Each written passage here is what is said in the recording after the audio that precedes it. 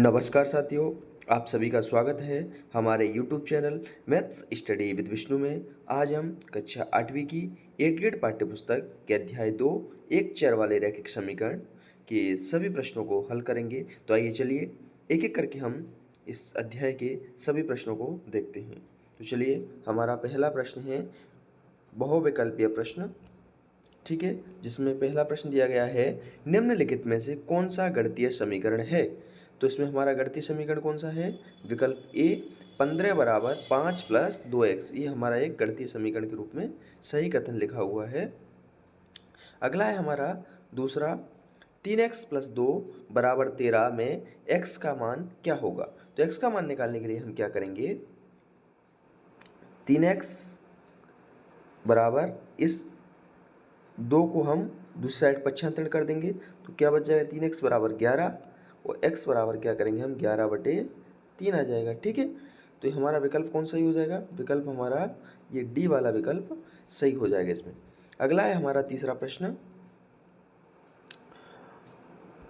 एक चर वाले रैखिक समीकरण के हल होते हैं। तो एक चर वाले जो रैखिक समीकरण होता है उसका पहला विकल्प है शून्य हल, केवल एक हल, केवल दो हल और दो से अधिक हल। तो एक चर वाला रैखिक समीकरण में केवल और केवल एक हल होता है, तो हमारा विकल्प बी सही हो जाएगा। अगला है हमारा चौथा प्रश्न, दो संख्याओं का योग 16/7 है। यदि एक संख्या 11/7 है तो दूसरी संख्या कौन सी होगी। तो हम दूसरी संख्या निकालने के लिए क्या करेंगे, जब दो संख्याओं का योग 16/7 दिया गया है, इसमें से हम पहली संख्या को माइनस कर देंगे। ठीक है, इन दोनों का एलसीएम क्या आ जाएगा, 7 आ जाएगा। ठीक है, तो यहाँ पर क्या आएगा, 16 माइनस 11 बराबर 5/7। तो हमारा विकल्प कौन सही हो जाएगा? विकल्प हमारा सी सही हो जाएगा, 5/7। अगला है पांचवा, किसी संख्या के तिगुने में 15 जोड़ने पर 93 प्राप्त होता है, तो वह संख्या कौन सी है। अब किस संख्या हमारे पास दी गई है, तो हमने मान लिया x है, x की तिगुनी यानी 3 से गुणा कर दे, 3 गुना हो गया। मैं हमने 15 जोड़ा तो क्या आता है, 93 आता है। ठीक है, क्या हुआ, 3x प्लस 15 बराबर 93। अब यहाँ हमको x का मान ज्ञात करना है, 3x बराबर 93 माइनस 15। ठीक, अब 3x क्या आ जाएगा, 15 घटाएंगे तो हमारा आ जाएगा ये 78। 3 से 78 काटो तो 2 3 दूनी 6, 3 छंकी 18। तो हमारी x की वैल्यू आ जाएगी कितनी, 26। कितना आ जाएगा, हमारा विकल्प सी सही हो जाएगा, x का मान कितना आ जाएगा, 26 आ जाएगा। अगला है हमारा, दिए गए प्रश्नों को हमें हल करना है। छठवां प्रश्न है, हल करना है इसको, तो क्या करना है, 5x माइनस 3 बराबर x प्लस 2। ठीक है, तो यहाँ क्या करेंगे हम, 5x में इधर x का पक्षांतरण कर लेंगे, ये x यहाँ आ गया। ठीक है, और 2 उधर चला जाएगा, 3 प्लस 2 हो जाएगा।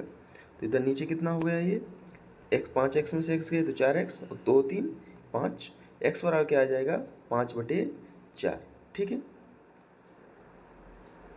अगला है सातवां प्रश्न, किसी संख्या को 8 से भाग दिया जाता है तो परिणाम -3 प्राप्त होता है, संख्या ज्ञात कीजिए। तो हमने मान लिया कि वो संख्या क्या है, x है। तब क्या करेंगे, हम उस संख्या को किससे भाग देना है, 8 से, तो 8 से भाग दे दिया तो परिणाम क्या प्राप्त होगा, -3। तो क्या स्थिति होगी, अब ये 8 को इधर भाग में तो यहाँ इधर दूसरी तरफ पहुँचाएंगे हम तो गुणे में पहुँच जाएगा। तो x बराबर क्या आ जाएगा, -3 गुणा 8। तो 8 और 3 क्या हुए, गुणा करेंगे तो 8 3 24। तो x का मान कितना आ जाएगा हमारा, -24। अतः वो संख्या क्या होगी, -24 है। आठवां है हमारा अगला, रमेश ने एक संख्या सोची, उसका दोगुना किया और उसमें 20 जोड़ा। परिणामी संख्या को 25 से भाग देने पर 4 प्राप्त होता है, वह संख्या क्या है। तो मान लिया वह संख्या क्या है, x है। ठीक है, क्या है, x है। तब एक संख्या सोची, उसका दोगुना किया तो ये 2x, उसमें क्या जोड़ा, 20 जोड़ा, 2x प्लस 20। परिणामी संख्या को 25 से भाग दिया, 25 से भाग दे दिया तो हमें क्या प्राप्त होता है, 4 प्राप्त होता है। ठीक है, ये हमने समीकरण बना लिया है। इसके बाद हम क्या करेंगे, जो नीचे 25 है, जो भाग में, इसको इधर दूसरी तरफ पहुंचाएंगे तो ये गुणे में पहुंच जाएगा। 4 × 25, यहाँ 2x + 20 बराबर क्या होगा 25 चौक 100। यहाँ क्या होगा, हम 20 को पक्षांतरण कर देंगे तो 2x बराबर क्या हो जाएगा x 100 + 100 - 20 हो जाएगा। 2x बराबर क्या आ जाएगा, 100 में से 20 घटाए तो 80 आ जाएगा। तो x का मान क्या आएगा, x बराबर हम 80 में ये 2 नीचे चला जाएगा भाग में, तो 80/2, 2 से काटा तो 80 को कितना आ गया हमारा 40 आ गया। तो x का मान हमारे पास कितना आ गया 40 आ गया। तो वह संख्या क्या होगी 40 होगी। ठीक है, अगला है हमारा 9वां प्रश्न। 10 के दो क्रमागत गुणजों का योग 210 है, तब इनमें से छोटा गुणज क्या होगा। तो 10 के दो क्रमागत गुणज क्या हो जाएंगे 10x, और अगला क्या हो जाए 10x + 10। ठीक है, अब इनका योग करना है 10x + 10x + 10 बराबर क्या होगा 210। और अब इनको जोड़ेंगे तो 10x + 10 20x + 10 बराबर 210। 20x, अब 10 को उधर पक्षांतरण कर देंगे 210 - 10 क्या जाएगा 20x बराबर 200 आ जाएगा। अब 20 को हम नीचे ले जाएंगे, यहाँ 200/20, 20 से काटेंगे 20 ढाई 2 से 10 आ जाएगा। तो x की वैल्यू कितनी आ गई 10 आ गई। अब गुणज निकालेंगे, पहला गुणज हमारा माना था 10x, तो x के स्थान पर हम x का मान 10 आएगा तो यहाँ 10 रख देंगे, तो 10 × 10 कितना आ जाएगा 100 आ जाएगा। दूसरा गुणज निकालेंगे तो 10x + 10 है हमारा, तो x के स्थान पर फिर 10 रख देंगे, तो 10x 10 × 10 + 10 तो क्या आ जाएगा हमारे पास ये 10 × 10 100 और +10 क्या आ जाएगा 110। तो इसमें छोटा गुणज पूछा है हमसे, छोटा गुणज क्या हो जाएगा, जो पहला वाला है 100 ये हमारा क्या हो जाएगा छोटा गुणज हो जाएगा। ठीक है, अगला है हमारा 10वां प्रश्न।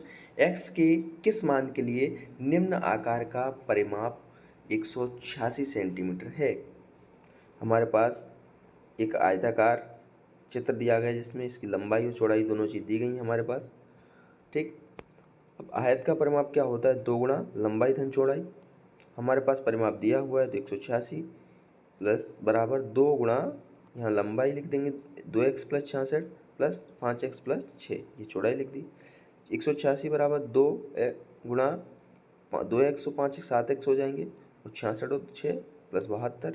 186 बराबर ये इसका 2 को हम गुणा करेंगे अंदर, तो 7 दूनी 14x और 72 दूनी 144 क्या आएगा ये 144 को इधर पक्षांतरण कर लेंगे तो 14x बराबर आ जाएगा 186 - 144।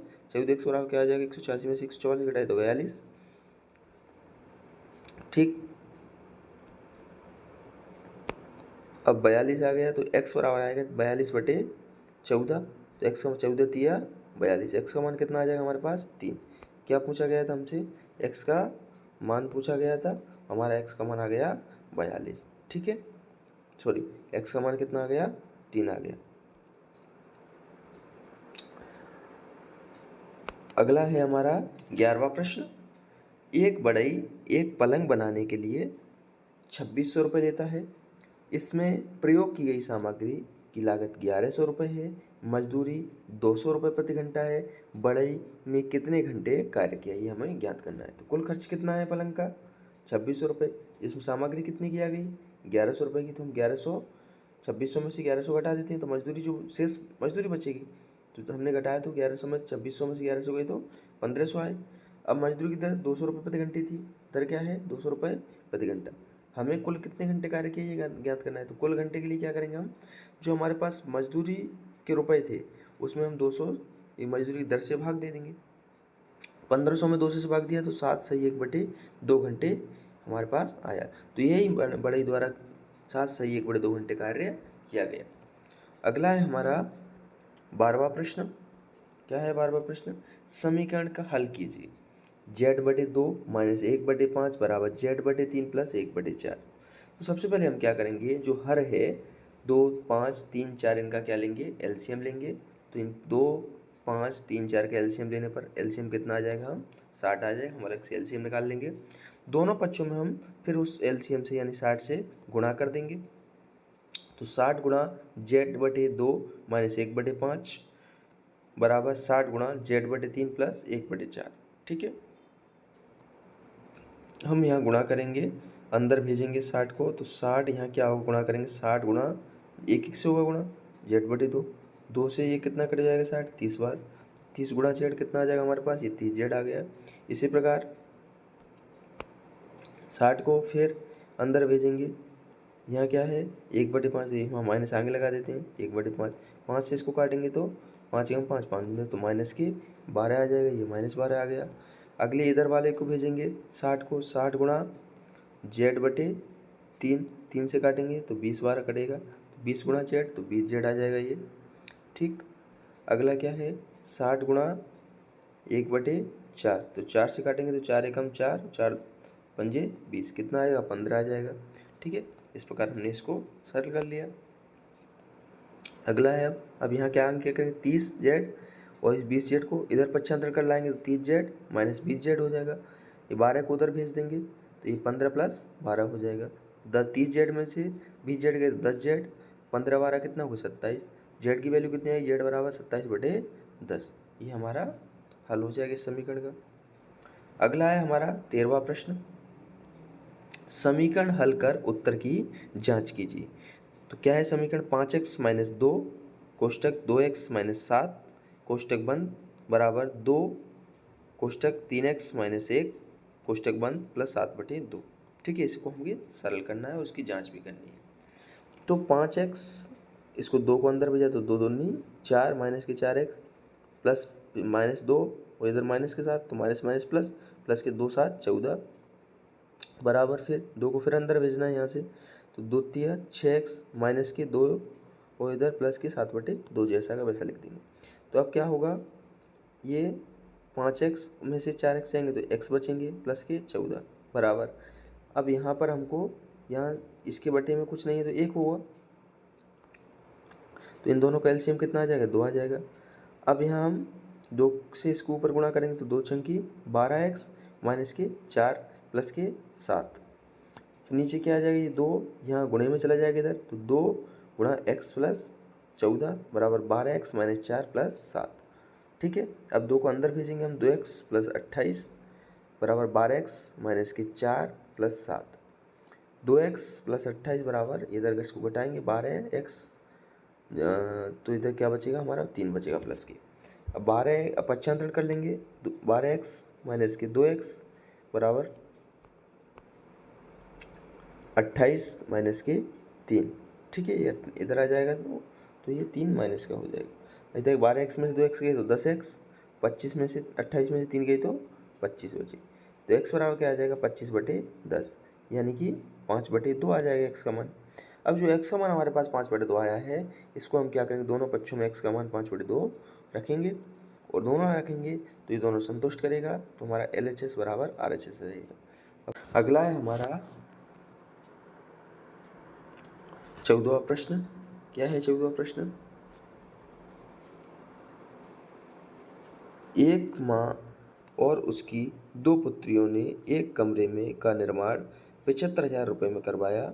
बड़ी पुत्री ने अपनी माँ के भाग की धनराशि 3/8 का योगदान दिया तथा छोटी पुत्री ने माँ के भाग की धनराशि का 1/2 राशि दी।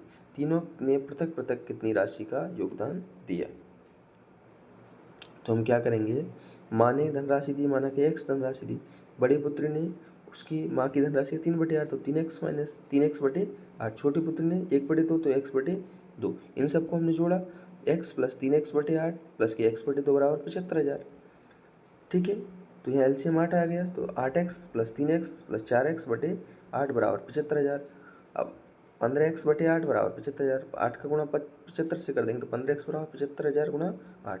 अब 15 से 75 को काटा तो 5,000 बार कटा, तो x बराबर 5,000 गुणा 8, तो x बराबर कितना आ गया हमारा 40,000। तो मांग ने कितने दिए 40,000, बड़ी पर 3x/8, तो 3 गुणा 40,000/8, तो 8 से 40 को काटा 40,000 को तो 5,000, 5,000 गुणा 3 बराबर 15,000। छोटी पुत्री का x/2, तो x कितना है हमारा 40,000/2, तो 2 से काटा तो कितना 20,000। ठीक है, तो माँ ने 40,000, बड़ी पुत्री ने 15,000 और छोटी पुत्री ने 20,000 उनका हिस्सा आएगा। ठीक है, इतना इतना योगदान उन्होंने दिया। अब हम चलते हैं 15वें प्रश्न पर।